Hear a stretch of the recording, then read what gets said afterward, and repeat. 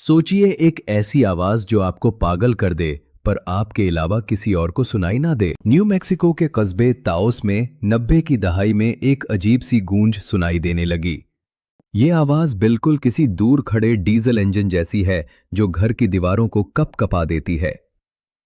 पर हैरानी की बात यह है कि सिर्फ 2% लोग ही इसे सुन पाते हैं। जो इसे सुनते हैं उनके लिए ये कभी खत्म नहीं होता।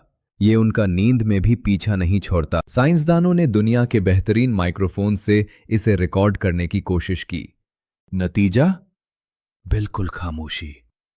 आज तक कोई भी मशीन इस आवाज को पकड़ नहीं पाई।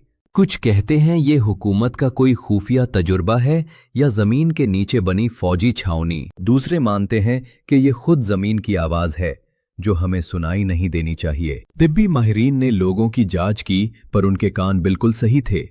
ये कोई वहम नहीं था। आज भी वो गूंज बरकरार है, एक ऐसी आवाज जो एक अनकही पहेली बनी हुई है। आज रात ध्यान से सुनिए। क्या आपको कुछ सुनाई दे रहा है या आप खुशकिस्मत हैं?